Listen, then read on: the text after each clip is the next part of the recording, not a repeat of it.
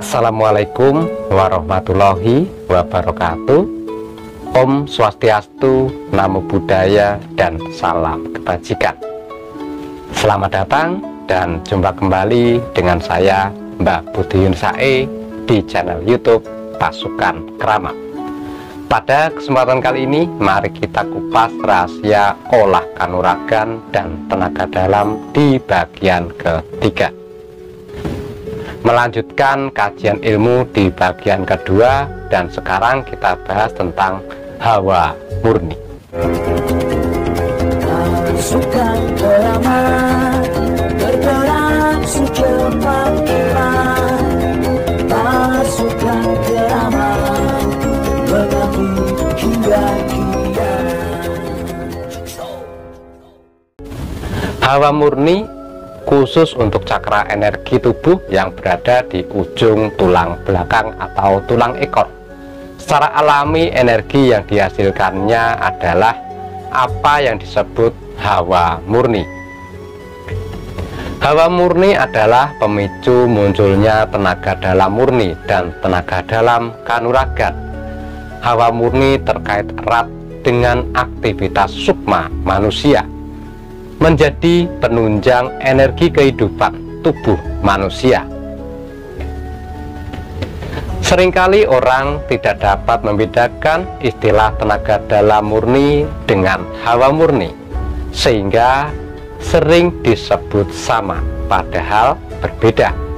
Cakra energi sebagai sumber tenaganya pun berbeda. Tenaga dalam murni dihasilkan oleh cakra-cakra tubuh di antara perut, pusar, dan tulang ekor.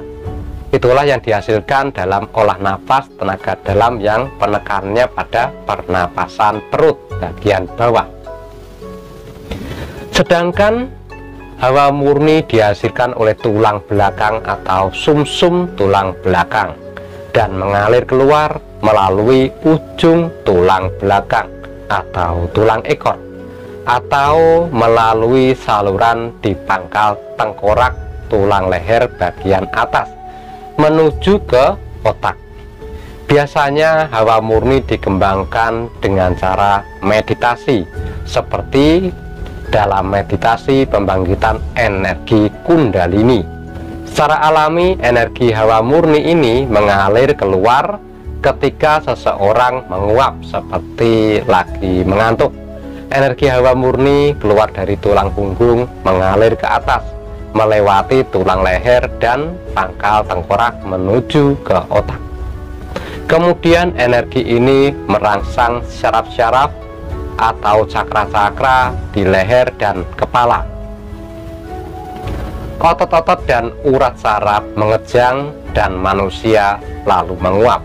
Jika hawa murni mengalir keluar melalui ujung tulang ekor dan merangsang cakra-cakra di sekitar bawah perut, maka yang mengejang adalah otot-otot di bagian kaki dan perut. Atau bila yang mengejang adalah otot-otot di perut, tangan, dan dada, maka hawa murni itu mengalir keluar dan merangsang cakra-cakra di sekitar dada. Bila seseorang kehabisan tenaga dalam murni atau tenaga dalam kanuragan, maka hawa murni ini akan bergerak untuk mengisi kekosongan energi. Atau bila seseorang kehabisan daya tenaga untuk bertahan hidup, misalnya dalam kondisi kedinginan yang sangat parah, maka energi ini akan mengalir dengan sendirinya untuk memberikan kehangatan. Kecuali bila orang tersebut berusaha melawan hawa dingin tersebut, maka aliran energi ini akan terhambat dan akibatnya orang tersebut akan menggigil kedinginan. Begitu juga yang terjadi pada orang-orang yang kelelahan. Energi ini akan mengalir dengan sendirinya untuk memulihkan tenaga. Bila Anda menggigil kedinginan, berarti energi dan kekuatan tubuh Anda dalam kondisi tidak mampu melawan hawa dingin yang Anda alami. Cobalah untuk menenangkan batin Anda sambil menahan dan menekan nafas di perut bagian bawah. Cobalah untuk mengikhlaskan bahwa Anda memang harus mengalami kedinginan. Mudah-mudahan kemudian akan ada aliran-aliran energi hawa murni yang kemudian membuat Anda tidak menggigil lagi. Anda masih tetap kedinginan, tetapi Anda tidak menggigil lagi.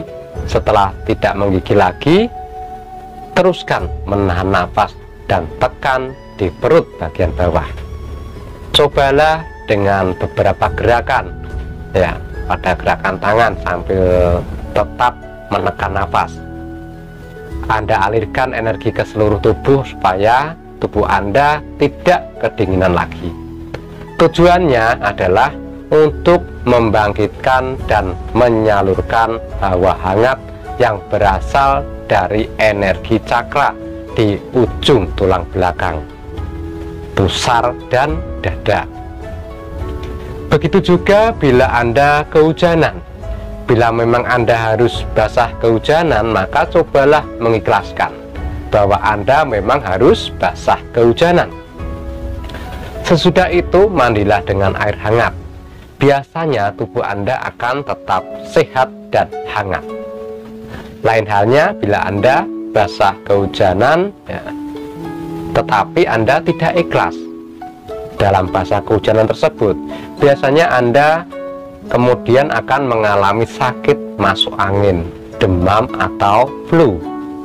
Saat seseorang tidur dalam cuaca dingin atau tinggal di dataran tinggi, secara alami hawa murni akan bekerja menghangatkan tubuhnya.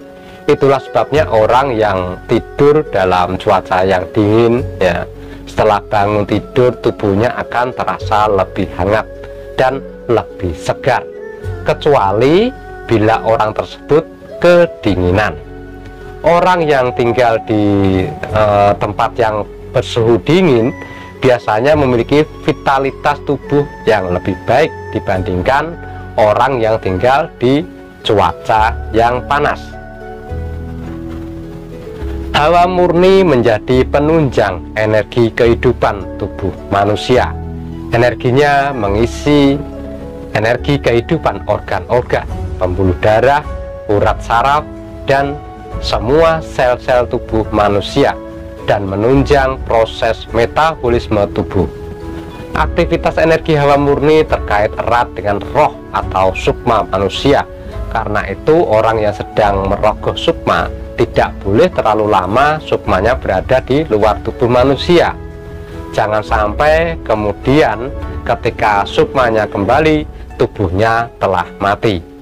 Begitu juga terjadi pada orang yang pingsan, tak sadarkan diri, atau sedang koma. Aktivitas energi hawa murni ini akan melemah. Aktivitas energi hawa murni ini akan kuat pada orang-orang yang hidupnya bersemangat, sehingga tubuhnya lebih segar, berenergi, tidak cepat lelah, dan lebih tahan terhadap penyakit. Itulah pentingnya menumbuhkan sugesti positif kesembuhan pada orang yang sedang sakit, supaya tubuhnya tetap menghasilkan energi positif. Untuk menunjang kesembuhannya, energi positif yang mengisi sel-sel tubuhnya untuk kelangsungan metabolismenya, membangun sel-sel tubuh yang sehat dan menyingkirkan energi-energi penyakitnya. Kadangkala terjadi keajaiban seseorang yang berniat untuk datang berobat kepada seorang dokter atau orang pintar, ya, dan merasa yakin oleh orang tersebut sakitnya itu pasti akan sembuh misalnya, maka sekalipun belum ketemu dengan dokter atau orang pintar tersebut, tetapi orang tersebut sudah merasa tubuhnya telah sehat, sudah merasa ringan, rasa sakitnya sudah hilang atau berkurang.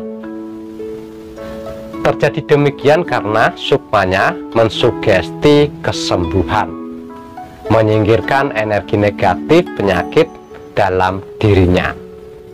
Sekalipun kemudian orang tersebut tidak jadi bertemu dengan dokter atau orang pintar tersebut, tetapi sakitnya akan berangsur-angsur sembuh dengan sendirinya. Atau sekalipun masih sakit, tetapi sakitnya tidak bertambah parah. Kejadian di atas terjadi pada orang-orang yang mensugestikan dirinya bahwa sakit penyakitnya pasti sembuh oleh dokter atau orang pintar tersebut. Berbeda halnya pada orang-orang yang mensugestikan dirinya bahwa sakitnya hanya akan sembuh setelah bertemu dengan dokter atau orang pintar. Sugesti kesembuhannya hanya akan terjadi setelah bertemu dengan dokter atau orang pintar tersebut. Jika kemudian orang tersebut tidak jadi bertemu dengan dokter atau orang pintar tersebut, maka ya sakitnya tidak berangsur-angsur sembuh ya dengan sendirinya. Ya mungkin juga sakitnya akan bertambah parah gitu. Begitu juga akan terjadi pada orang-orang yang pasrah kepada dokternya, sakitnya akan lama sembuhnya ya. Apalagi kalau tidak percaya pada dokternya atau merasa tidak ada orang yang dapat menolongnya gitu. Begitu juga akan terjadi pada orang-orang yang merasa hanya akan sembuh setelah minum obat, minum obat-obatan dari dokter gitu. Sakitnya akan lama sembuhnya gitu loh. Seringkali juga sakitnya tidak sembuh-sembuh walaupun obat-obatan sudah habis diminum gitu. Jadi si sakit sendiri harus bersikap positif, jangan bersugesti negatif, jangan menganggap sakitnya tidak ada yang bisa menyembuhkan, atau menganggap dokter atau orang yang pintar yang sedang mengobatinya tidak akan mampu menyembuhkannya. Dengan bersikap begitu, dia membangun energi negatif ya di dalam dirinya itu, maka akan melemahkan semangat juang tubuhnya untuk sembuh dan melemahkan energi penyembuhannya yang ada pada dalam dirinya tuh. Atau sekalipun dia sudah sembuh dari sakitnya, dia akan tetap merasa masih sakit, tidak merasa sudah sembuh, tidak tahu bahwa sakitnya sudah sembuh ya oleh dokter atau orang pintar tersebut gitu loh. Dan pasti juga tidak akan berterima kasih, apalagi bersyukur. Itulah kajian ilmu bagian ketiga yang membahas tentang hawa murni.